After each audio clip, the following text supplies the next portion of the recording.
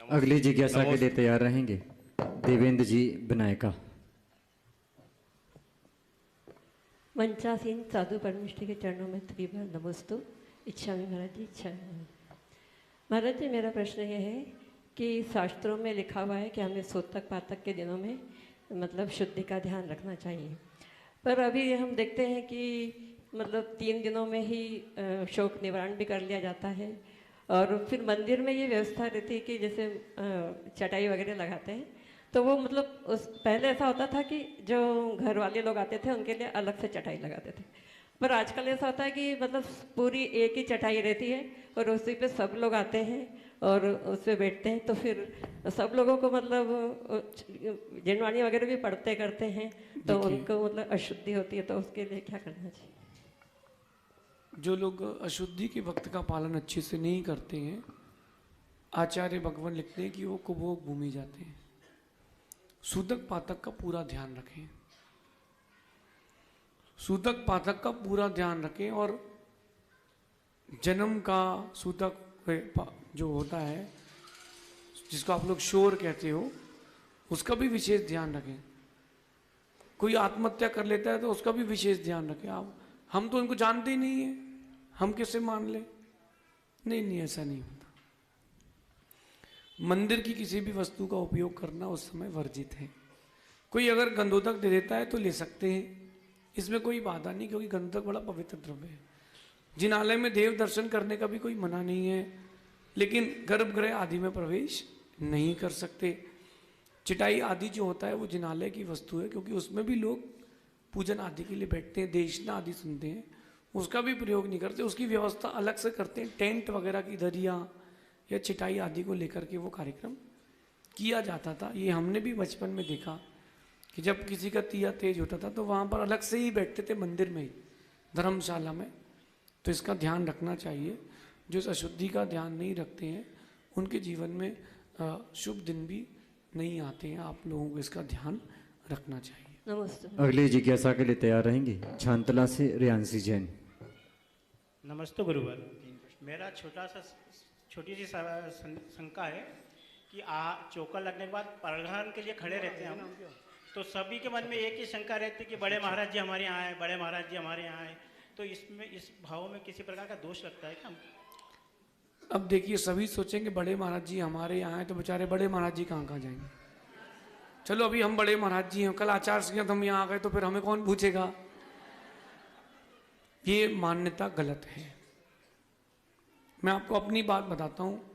मैंने देखा कि एक बच्चा था, चौका लगाया उसने, लगभग 12 दिन तो उसका चौका खाली गया। 90 चौके थे, हम लोग 15 महाराज जी थे। किस किस के यहाँ जाते? गुरु जी के साथ थे हम लोग। अब इसके बाद कहानी ये हुई कि मेरे को दया आ गई, तो मैं उस बच्चे की विधि लेके चला गया।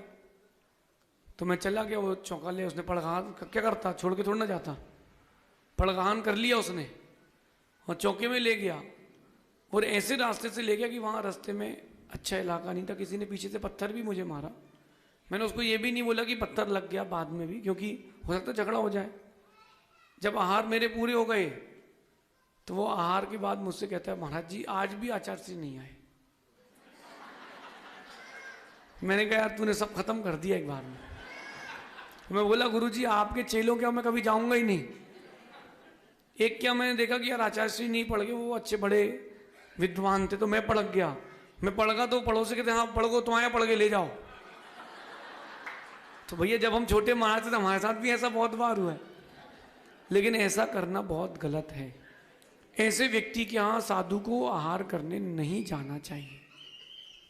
मैं आगम सूत्र देता हूँ। जो ये सोचता है कि हम बड़े महाराज के आए हमारे यहाँ हो और किसी के नहीं हो, वो कि अन्य साधु को नहीं पढ़ाते, ऐसे व्यक्ति के यहाँ साधु को आहार नहीं करना चाहिए। श्रद्धा, भक्ति, विज्ञान, तुष्टि, शक्ति, प्रलुब्धता, क्षमा, ये 7 गुण होते हैं दाता के। संतुष्टि नहीं है उसको।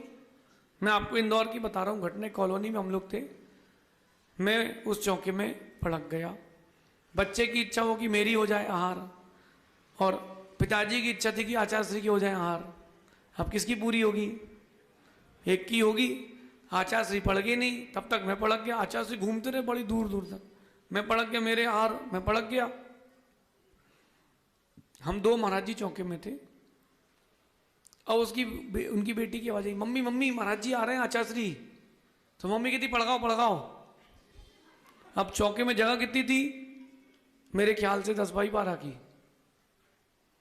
अब 10x15 में 10x12 में हम 2 महाराज जी बैठे, और हमारे साथ 25 लोग तो वैसे ही रहते फ्री। सो वो, और अब मैंने कहा भैया एक काम करो, इसको तुष्टि नहीं है, अपन ने पीछे कमंडल लिया और अपन बाहर हो गए। एक महाराज के हार हो गए, चौका खाली नहीं गया। गुरुजी ने पूछा क्या हो गया था? मैंने कहा संतुष्टि नहीं थी।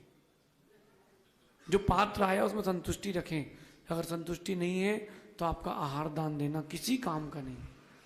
इसलिए छोटे महाराज हो चाहे बड़े महाराज, छुल्लक जी हो, कोई भी नहीं है, ब्रह्मचारी भैया मिल जाए, चलो भैया अच्छी बात है। और आप चिंता नहीं करें, बड़ों के चक्कर में ऐसा नहीं हो कि छोटे से भी रह जाएं। और पता चला आपने क्या किया, 5 रुपए कमाने के चक्कर में 500 का नुकसान कर लिया। ऐसा करना अनुचित है, ऐसा समझिए।